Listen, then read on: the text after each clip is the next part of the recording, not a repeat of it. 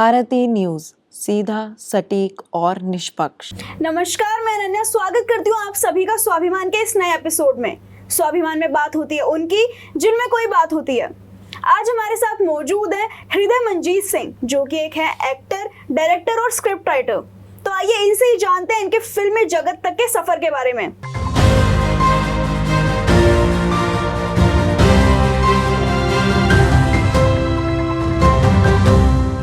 तो सर, मैं आपसे सबसे पहले पूछना चाहूंगी, आपका एक्टिंग करियर में स्टार्टिंग कैसी हुई? Like what inspired you? Inspire के लिए अगर मैं मैम बात कहूँ तो शायद मेरे जो फादर हैं उनको बहुत ज़्यादा शौक था फिल्म्स का, ख़ास करके हॉलीवुड फिल्म्स का। और एक्टिंग करते हुए अगर शायद मैंने किसी को घर में देखा तो शायद अपनी मदर को देखा था। तो मुझे भी नहीं पता लगा कि कब मेरे अंदर ये क्वालिटी आ गई या मैं कब एक्टर बनने लगा। और धीरे धीरे फील होने लगा कि नहीं यार, यही एक वो फील्ड है जिसको मैं करना चाहूँगा, जिसमें मुझे खुशी मिलती है। क्योंकि ऐसा काम जिसमें आपको खुशी मिलती हो, अगर वो करने को मिलता है तो उससे अच्छा तो कुछ भी नहीं है। आपने अभी बताया कि आपके इंस्पिरेशन आपके पेरेंट्स थे। अक्सर देखा जाता है कि एक्टिंग करियर में एक्टिंग पसंद करना और एक्टिंग करियर में जाना काफ़ी डिफरेंट चीज़ें हैं। तो जब आपने अपने पेरेंट्स को बताया, अपनी फैमिली को बताया कि मैं इस चीज़ में जाना चाहता हूँ, तो क्या आपको वो सपोर्ट मिला था? एक्चुअली मैंने कभी अपने पेरेंट्स को बताया नहीं कि मुझे एक्टर बनना है। और सब कुछ ऐसे होता चला गया कि जब मुझे लगा कि नहीं, अब मैं कुछ और नहीं कर सकता, तो मैंने प्रोजेक्ट्स पकड़ने शुरू किए। जब प्रोजेक्ट्स पकड़ने शुरू किए तो उन्होंने मेरा काम देखा। और कहीं ना कहीं मैं ये कहूँगा कि कोई भी फील्ड हो, अगर आप उसमें अपना ड्रीम अचीव करना चाहते हैं तो कोई ना कोई एक सपोर्ट ज़रूर होता है। यहाँ पर सपोर्ट किया मुझे मेरी वाइफ ने, क्योंकि एक टाइम ऐसा आ गया था कि हम में से कोई एक अपना सपना पूरा कर सकता था, या तो मैं कर सकता था या मेरी वाइफ कर सकती थी। तो कहीं ना कहीं उसने एक वो सेक्रीफाइस किया कि मैं अपना ड्रीम पूरा कर सका। तो उसने वो मुझे सपोर्ट किया उस टाइम पर। क्योंकि आपको पता है हमारी फील्ड में ऐसा होता है कि हमें लगता है भले ही शूट में 2-3 महीने, लेकिन उसके प्रोसेसिंग में बहुत टाइम जाता है, उसकी रिसर्च में बहुत टाइम जाता है, उसको लिखने में टाइम जाता है, प्री में टाइम जाता है, पोस्ट में टाइम जाता है। तो इस पूरे टाइम मेरे लिए मुश्किल था, लेकिन मेरे लिए थोड़ा आसान हो गया मेरी वाइफ के सपोर्ट की वजह से। और तभी हुआ कि मुझे एक TVC मिला, बहुत फेमस, बहुत ज़्यादा चला वो। उसके बाद मुझे सीरियल मिला, उसके बाद मुझे इंडियन प्रेडेटर मिला, और फिर मुझे फिल्म मिली वहाँ। तो पूरे टाइम ऑब्वियसली कि कहीं ना कहीं मेरे लिए कठिनाई थी एज एन एक्टर, फिर भी ज़्यादा कठिनाई थी वो। लेकिन हाँ, एक मॉरल सपोर्ट था मेरी वाइफ का, जिस वजह से मैं आज आपके सामने इंटरव्यू दे रहा हूँ। आपने बताया कि आपको TVC मिला सबसे पहले, फिर एक इंडियन सीरियल मिला। तो उसके लिए आपने काफ़ी सारे ऑडिशंस दिए होंगे, और उस प्रक्रिया में आपको क्या क्या डिफ़िकल्टीज फेस करनी पड़ी ऑडिशंस के टाइम पे? एक्चुअली मैं आपको बताऊं मैम कि मुझे ऑडिशंस में ना कभी मुझे कोई डिफ़िकल्टीज़ नहीं हुई। और मैं शायद मैं गलत हूं, लेकिन मैं बहुत ज़्यादा ऑडिशंस नहीं देता। शुरू से ही मेरी आदत है कि अगर मुझे मन करेगा, मुझे अच्छा लगेगा तो मैं काम के लिए हाँ करूँगा, अदरवाइज़ मैं नहीं करूँगा। मैंने कुछ 1-2 फिल्में की थी, कुछ शॉर्ट फिल्म्स मैंने की थी।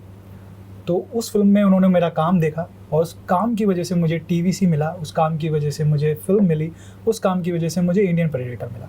तो कहीं ना कहीं मेरे काम से मुझे काम मिला। ये शायद कहना पूरी तरह से ठीक नहीं हुआ कि मुझे ऑडिशन की तरह से मिला। प्रोसेस यही है कि आप ऑडिशन दीजिए, आप जाइए, आप कैरेक्टर की तरह परफॉर्म करके दिखाइए। बट मेरे केस में ऐसा ज़्यादा रहा कि मैंने परफॉर्म कर दिया, उस काम को देखा गया, और उस काम से मुझे दोबारा काम मिला। जी, आप अब अपने शॉर्ट फिल्म्स के बारे में थोड़ा डिटेल्स में बताइए कि आपने किन किन टॉपिक्स पे शॉर्ट फिल्म्स की हैं। शॉर्ट फिल्म्स मैंने वैसे कुछ अच्छी शॉर्ट फिल्म्स की है, जिसमें एक है बॉयज़ फ्रॉम हिंटरलैंड, जो अभी कहीं पर रिलीज़ नहीं है, बट कोलकाता में वो एक अवार्ड जीती थी फिल्म फेस्टिवल में। उसके अलावा एक फितरत है यूट्यूब पर। उसके अलावा कुछ और वीडियोस भी हैं, कुछ और शॉर्ट फिल्म्स भी हैं, बट जो आपको देखने को मिलेगी वो फितरत ही फ़िलहाल मिलेगी। और उसके अलावा वेब सीरीज़ भी है एक मेरी यूट्यूब पर। वो हालांकि ज़्यादा एपिसोड हम नहीं कर पाए क्योंकि हम दूसरे काम में बिज़ी हो गए थे। बट शॉर्ट फिल्म से फ़ायदा ये हुआ कि देखने को मिला। मेरी बॉयज़ फ्रॉम हिंटरलैंड कहीं ना कहीं मुझे लेकर गई फ्रांस तक, कहीं ना कहीं मुझे लेकर गई जर्मनी तक, क्योंकि जो उसके डायरेक्टर हैं उनको बहुत अच्छी नॉलेज है फिल्म मेकिंग की। तो भले ही फिल्म वहाँ जीती नहीं, नॉमिनी नहीं हुई, ऐसा कुछ नहीं हुआ, बट हाँ, वहाँ के लोगों ने मेरा काम देखा। तो मेरे लिए ईजी हो गया कि मेरी फिल्म के थ्रू ही, मेरे काम के थ्रू मुझे काम मिलता गया। आपने अभी कुछ देर पहले बताया इंडियन प्रेडेटर के बारे में, तो उस वेब सीरीज के बारे में थोड़ा डिटेल्स में बताइए, कौन से प्लेटफॉर्म पे अवेलेबल है एंड आपको उसमें रोल कैसे मिला?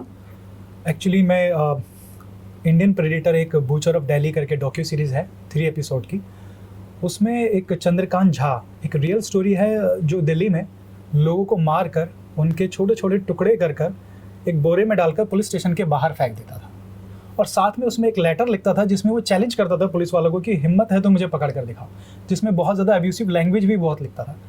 तो एक पुलिस वाले थे हमारे उस टाइम पर, अब तो वो रिटायर हैं, सुंदर सिंह, इंस्पेक्टर सुंदर सिंह। तो वो कैरेक्टर मैंने किया जो उस सीरियल किलर को जिन्होंने पकड़ा था। और मुझे वो काम ऐसे मिला कि मुझे कुछ पिक्स भेजने के लिए कहा गया था, तो अगेन मैंने वो पिक्स भेजी और अपने एक दो जो मेरे वर्क लिंक थे वो मैंने शेयर किए। उस वर्क लिंक को देखने के बाद उनको लगा कि नहीं यार ये एक अच्छा, और आपको सच बताऊं तो मुझे इसमें ये कैरेक्टर नहीं मिलने वाला था। मेरी किसी और कैरेक्टर के लिए बात हुई थी जिसके मे बी 1 या 2 सीन थे। जब मैं प्रोसेस में गया, जब मुझे कॉस्ट्यूम डिज़ाइनिंग के लिए ट्रायल के लिए बुलाया गया, तो मैं यहीं हयात दिल्ली में गया था मिलने के लिए टीम से, तो मुझे पता लगा कि मैं इंस्पेक्टर सुंदर सिंह था। तो मुझे बहुत खुशी हुई कि यार कहीं ना कहीं इन्होंने मेरा काम देखा है, मेरी पर्सनैलिटी इनको एक पुलिस वाले जैसी लगी। तो इस तरह से मुझे इंडियन प्रेडेटर मिला और मैं नेटफ्लिक्स तक पहुंच गया।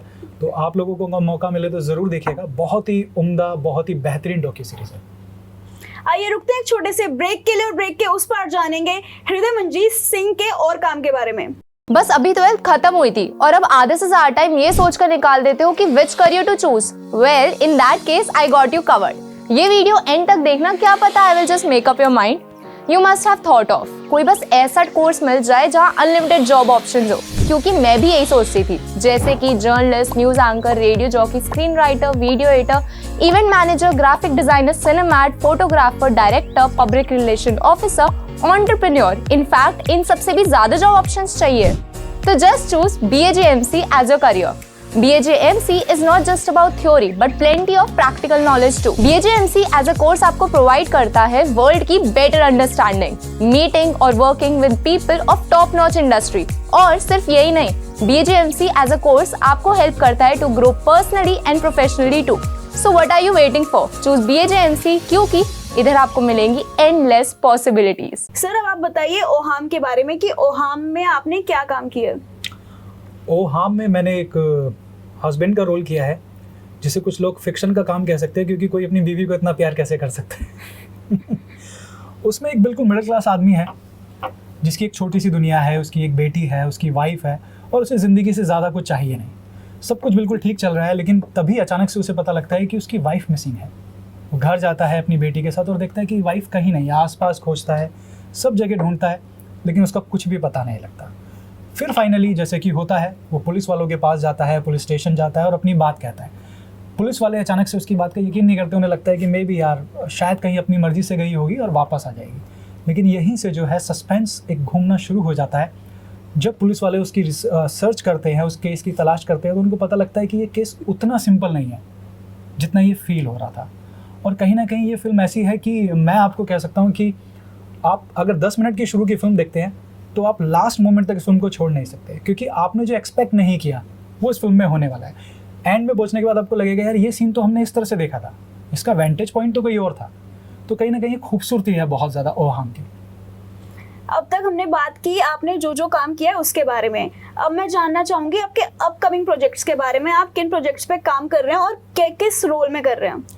अभी मुझे प्रोड्यूसर्स की तरफ से इतनी परमिशन नहीं है कि मैं ज़्यादा डिस्क्लोज़ कर सकूं, बट फिर भी मैं ये कहूँगा कि अभी मैंने एक वेब सीरीज़ लिखी है, अभी अनटाइटल्ड है वो, और बहुत स्टाइलिश। और अब मैं हो सकता है मे भी थोड़ी बड़ा चढ़ा के बात कहने लगे, लेकिन मैंने अभी तक ऐसी वेब सीरीज़ यहाँ नहीं देखी है।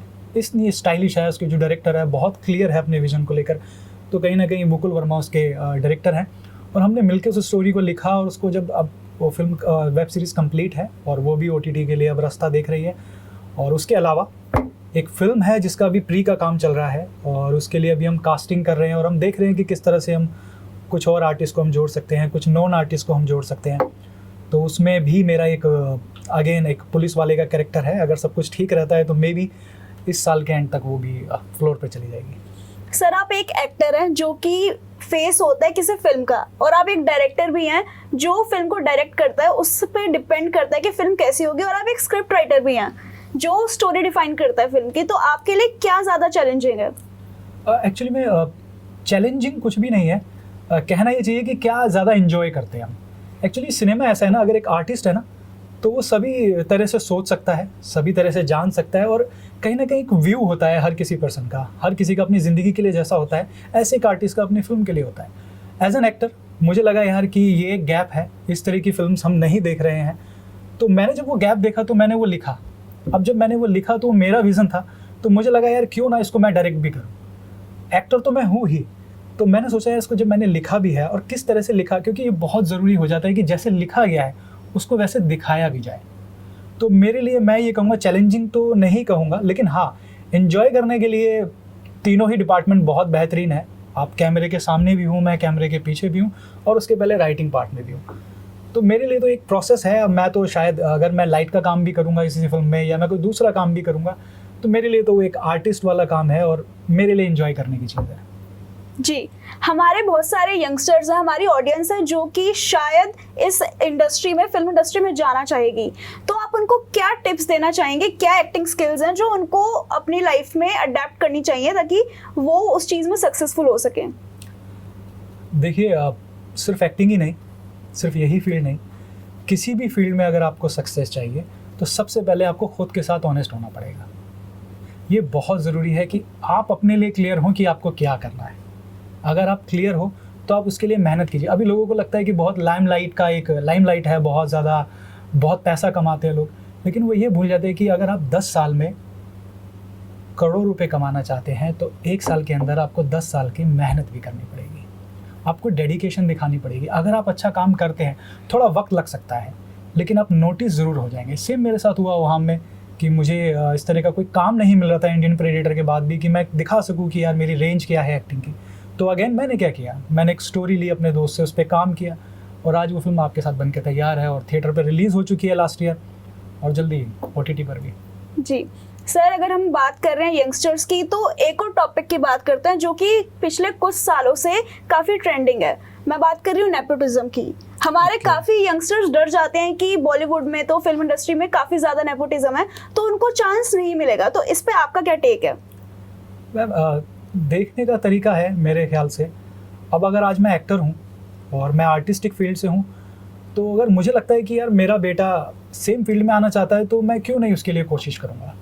बिल्कुल, अब इसे हम नेपोटिज्म की तरफ से देख सकते हैं, दूसरी तरह से भी देख सकते हैं। सिर्फ फिल्म इंडस्ट्री नहीं, अगर कोई बिजनेसमैन भी है तो ऑब्वियसली, अब अगर किसी का बिजनेस है अच्छा खासा, तो अपने बेटों को देगा ही देगा बिजनेस। तो नेपोटिज्म कोई ऐसी बात नहीं है। आखिर में टिकता वही है मैम, जिसमें दम होता है, जिसमें कुछ कर गुजरने की क्षमता होती है। फिर चाहे तो आप इंडस्ट्री से बाहर से आप देख सकते हैं, हमारे किंग खान हैं, इंडस्ट्री से नहीं थे। बहुत सारे ऐसे लोग हैं जिनके फादर ऑलरेडी बहुत स्टैब्लिश एक्टर थे और उनके बेटों ने भी बहुत अच्छा काम किया। तो नेपोटिज्म कोई मेरे ख्याल से टेंशन नहीं है। आजकल तो OTT आ गया है, बहुत ज़्यादा अपॉर्चुनिटीज़ है। आप सिर्फ जो मैंने कहा भाई कि आप ऑनेस्ट रहिए, आप ऑनेस्टली काम कीजिए। आपको 10 रुपये का काम मिला है, आप 20 रुपये का काम कीजिए, आप अपनी वर्थ दिखाइए, तो सामने वाला खुद से बुलाएगा। सर, आपने किंग खान की बात की है, तो मैं आपसे उनका कोई फेवरेट डायलॉग सुनना चाहूँगी। नहीं उनका फेवरेट डायलॉग मैं वैसे तो कोशिश नहीं कर सकता, लेकिन उनका एक डायलॉग मुझे बहुत पसंद है कि कभी भी आप ज़िंदगी में लो फील करें ना, तो ये बात याद रखना है कि पिक्चर अभी बाकी है, पिक्चर अभी ख़त्म नहीं हुई है। अगर वो हैप्पी एंडिंग नहीं है तो वो एंड नहीं है, पिक्चर अभी बाकी है। सर, जैसे कि आजकल टेक्नोलॉजी और सोशल मीडिया का काफ़ी ज़्यादा इन्फ्लुएंस हो गया, काफ़ी ज़्यादा पॉपुलर हो गई हैं ये चीज़ें, और एक तरह से देखा जाए तो इन्फ्लुएंसर्स भी काइंड ऑफ एक्टर्स हैं। तो इस पे आप क्या कहना चाहेंगे? क्या एक्टिंग और इन्फ्लुएंसिंग दो अलग अलग चीज़ें या सेम ही हो गई हैं एक तरह से? मैम, दोनों अलग चीज़ें हैं। अभी आपने खुद कहा कि वो इन्फ्लुएंसर है, तो वो एक्टर नहीं है। और इन्फ्लुएंसर को भी कहीं ना एक हेल्प मिलती है एक्टर की। अगर आप देखेंगे रील्स का, अगर आप देखेंगे तो कहीं ना कहीं उसमें बैकग्राउंड में रियल वॉइस चल रही है किसी एक्टर की, या किसी फिल्म का कोई सॉन्ग चल रहा है। दोनों अलग चीज़ें हैं, लेकिन हाँ बहुत थिन लाइन है। एक एक्टर इन्फ्लुएंसर भी हो जाता है और इन्फ्लुएंसर एक्टर भी बन जाता है, लेकिन कहीं ना कहीं देखा जाए तो दोनों अलग चीज़ है। जब आप एक इन्फ्लुएंसर की एक रील देखते हैं, कुछ देखते हैं, तो आप उसको एक्टिंग पे जज नहीं कर रहे, आप जस्ट 15 सेकंड के देखेंगे और उसको आप हटा भी सकते हैं। लेकिन जब आप कोई फिल्म देखते हैं तो प्रॉपर उसको जज करते हैं, उसकी एक्टिंग के बेसिस पे, उसके काम के बेसिस पे। तो दोनों में ये फ़र्क तो है। अब बाकी ये अलग बात है कि आजकल इन्फ्लुएंसर जो है बहुत अच्छा काम कर रहे हैं, तो वो एक्टिंग फील्ड में भी आते जा रहे हैं। सर, फिल्म इंडस्ट्री का हब माना जाता है मुंबई को, लेकिन अगर दिल्ली वाले फिल्म इंडस्ट्री में जाना चाहें तो फिर दिल्ली से मुंबई तक का सफ़र कैसा रहेगा उनके लिए?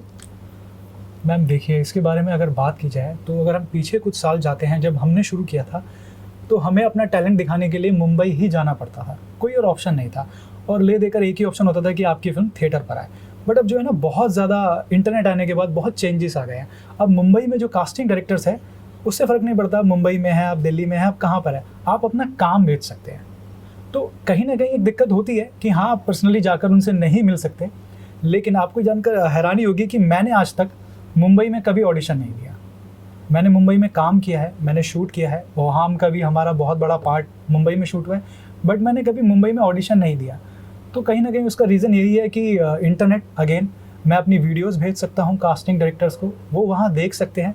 और लास्ट में फिर वही बात मैम कि सबसे पहले आपको खुद से ऑनेस्ट होना पड़ेगा, फिर आप डिपेंड नहीं करता कि आप कहाँ से हैं, आप क्या है। अगर आप खुद से ऑनेस्ट है तो आपको पता है आपको क्या रास्ता चाहिए। Thank you sir. मुझे उम्मीद है कि आपकी स्टोरी काफी इंस्पायर करेगी हमारे नए एक्टर्स को जो कि इस फिल्म इंडस्ट्री में जाना चाहते हैं। आज के एपिसोड में बस इतना ही, फिर मिलेंगे अगले हफ्ते नई शख्सियत के साथ स्वाभिमान के नए एपिसोड में। तब तक के लिए भारती न्यूज को लाइक, शेयर और सब्सक्राइब करना ना भूलें।